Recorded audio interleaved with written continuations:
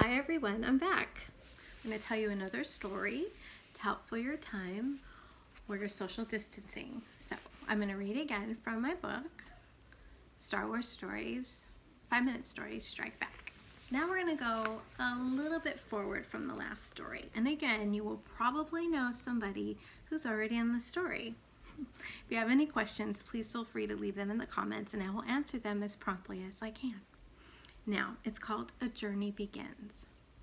The droids C-3PO and R2-D2 were having a very bad day.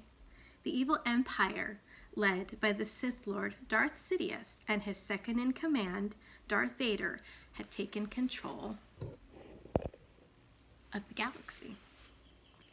Imperial stormtroopers had attacked C-3PO and R2-D2's ship. The droids had only narrowly escaped Vader's clutches. Now they were stranded on the desert planet of Tatooine, with no hope of rescue. "I've got to rest before I fall apart," said C-3PO. And there they are together in the desert. You ever been to a planet like Tatooine? I think some of you live in a place that looks very similar to Tatooine. R2-D2 turned down a dark and rocky path. "Where do you think you're going? This way is much easier," C-3PO said, pointing out in the opposite direction. But R2-D2 just beeped back at his friend. He was on a mission, and he couldn't be stopped. "What mission? What are you talking about?" C-3PO asked. R2 wouldn't answer. So the golden droid refused to follow him. Soon, the little blue and white astromech droid had left C-3PO far behind. But the rocky path was dangerous, and R2-D2 rolled right into a trap. He was electrocuted by a blast, and a small Jawa scavenger froze R2-D2. The droid couldn't move.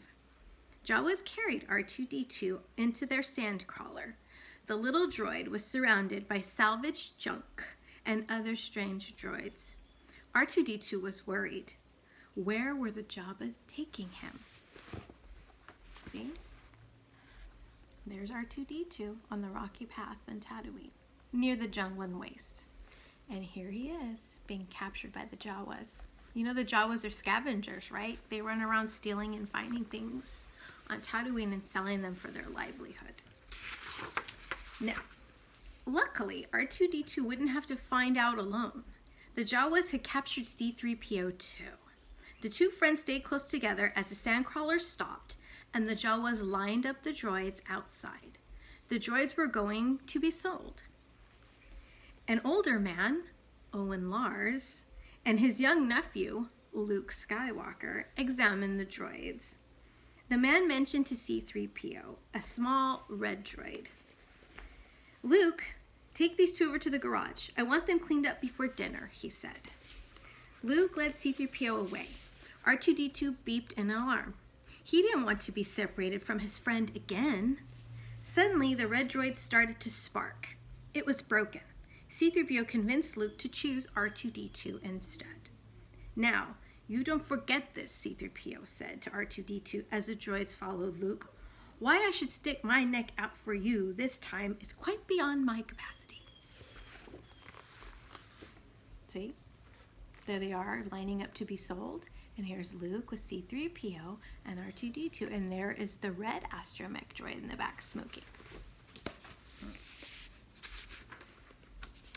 As he was cleaning the droids, Luke found something jammed into R2's data card input. He tugged and pulled, and suddenly a small hologram appeared.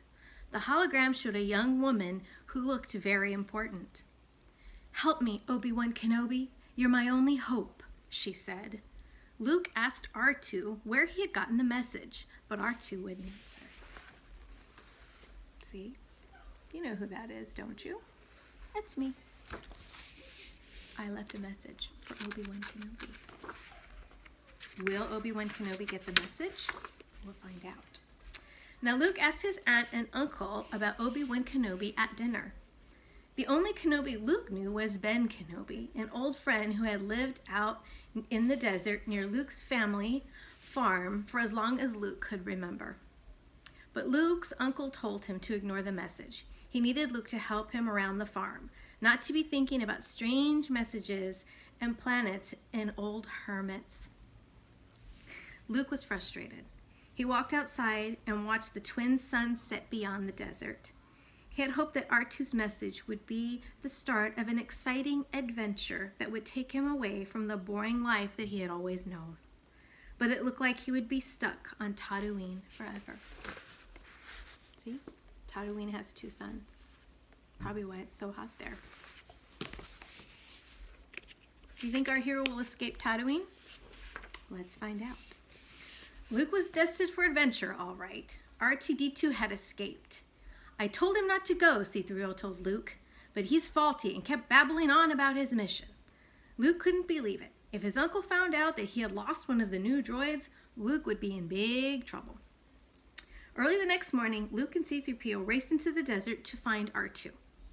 They caught up to the astromech droid, but suddenly dangerous sand people attacked them. Do you know what sand people are? They're also called Tusken Raiders. Luke was about to be captured when a loud sound echoed across the rocks through the canyon. Startled, the sand people looked up to see a strange robed figure quickly approaching. The frightened sand people ran away. R2-D2 whistled in alarm as the figure approached Luke. But when the figure lowered its hood, a man's friendly face was revealed. "Hello there," he said.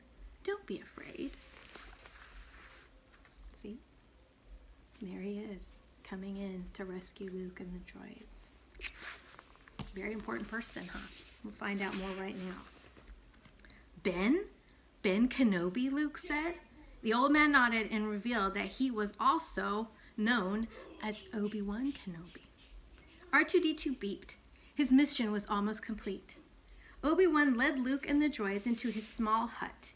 He told Luke that he used to be a Jedi Knight and fought beside Luke's father during the Clone Wars. The Jedi had all long disappeared, but they had once fought for peace and justice in the galaxy using the mysterious energy field called the Force. Luke didn't know much about Jedi Knights, or his father for that matter. "He was a good friend," Obi-Wan said. "Which reminds me, I have something for you." What do you think Obi-Wan has for Luke? Do you know? I think we're going to find out right now. Obi-Wan gave Luke his father's lightsaber. The blade ignited with a swoosh, and Luke smiled. The lightsaber felt right in his hand, as if he was meant to have it. And there it is. Luke's first lightsaber, his father's, and a gift. Pretty important, don't you think? Obi-Wan turned to R2-D2. It was time to find out what the young woman's message was. With a simple push of the button, the hologram reappeared. But this time, R2-D2 played the full message. The young woman, Princess Leia, was part of the rebellion that was fighting against the evil empire.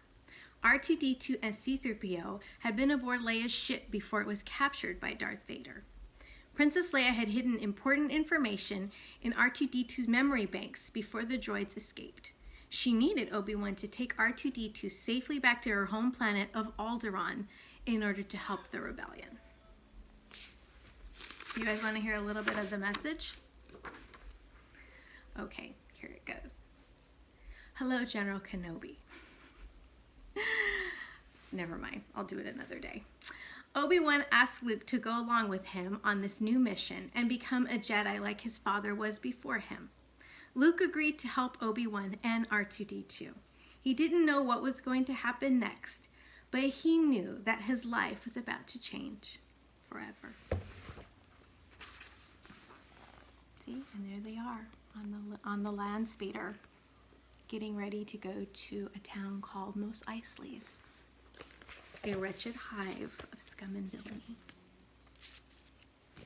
I hope you liked our second story. Again, if you have any questions, please feel free to leave them for me, and I will answer them as promptly as I can from another galaxy. I hope everyone is well, and I hope you're enjoying story time with your favorite rebel general, Princess Scum. May the Force be with you, always.